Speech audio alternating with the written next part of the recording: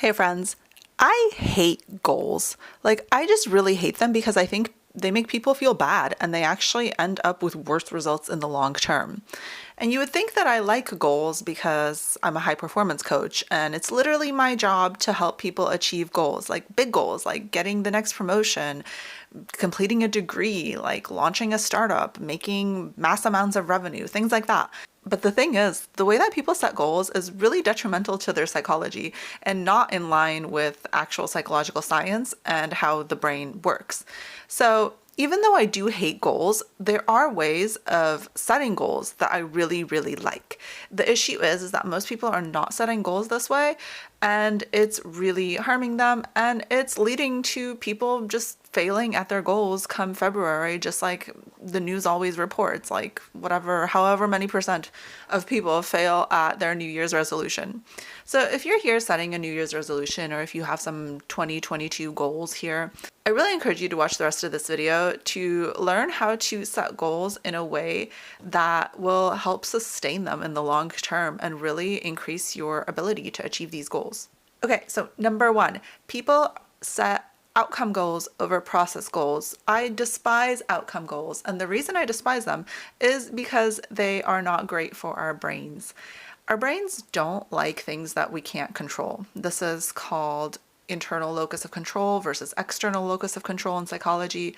So basically, if I am not able to have control over something, it's actually stressful to me and it makes me feel bad. And therefore, it makes me potentially not be able to achieve my goal because of this additional stress and psychological turmoil. And so I'll give you an example here. So I know a lot of people have weight loss goals or health goals in the new year. And so for a lot of people, that is actually a scale weight goal. And so that might be like, I want to lose 10 pounds. 10 pounds is an outcome goal because losing the 10 pounds is an outcome.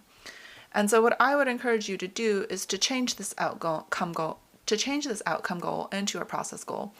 So let's say hitting like 4 servings of protein and 5 servings of vegetables a day, something like that. That can be a process goal because you are in control of the intake of your protein and your vegetables, hopefully.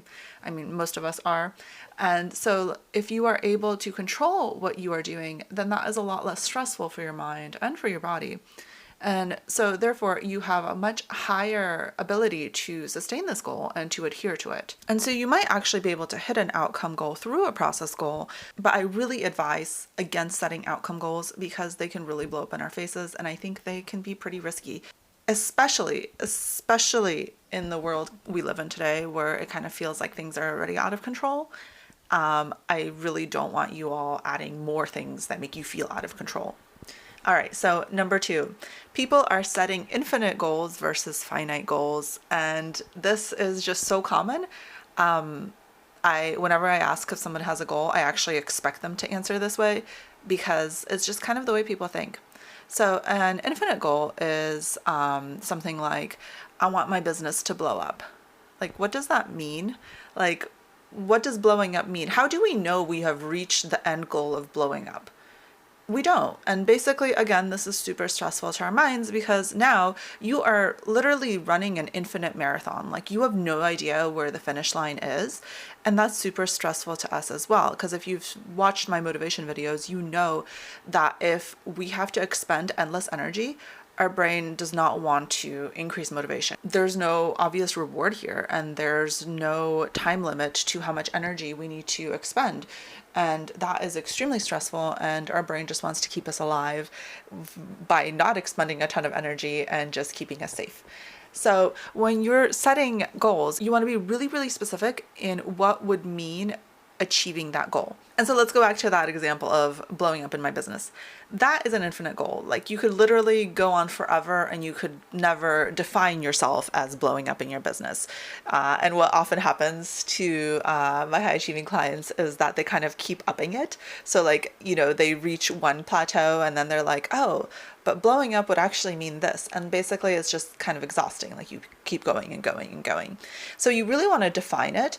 And it might be something like, I want to make 100K revenue in my business this year. So there you go. That's a definable goal. That's what I would call a finite goal. So I can look at it and say, I did that or I didn't do that, but let's circle back to point number one.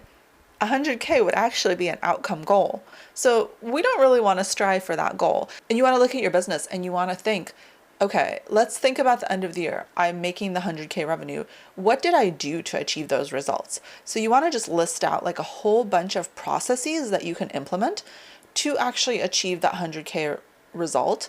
And don't think about the 100K result. Your only mission here is to just hit those processes. That can look like, I'm going to schedule 5 social media posts a week. I'm going to create a weekly check-in with my team. I'm going to test 5 different marketing campaigns this year. Things like that. And so that type of goal setting is actually allowing you to feel like you have control over your world, and it's not creating psychological stress or de-stress. And it will allow you to keep going towards your goal because you feel like you are able to do things and you don't feel completely out of control in an outcome goal or an infinite goal that makes you feel completely depleted and just sad at the end of January when February hits and everyone stops working towards their goals. Okay, so I hope this video was helpful, and I actually have a LinkedIn Live coming up. It's called 9 Reasons We Fail at Our Goals and How to Succeed Instead.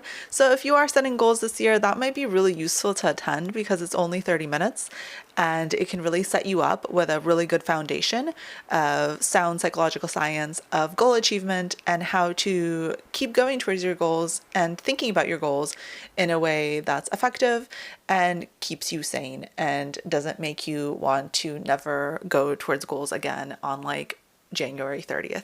Okay, I hope this was helpful, and I'll link my social media and my LinkedIn Live info below.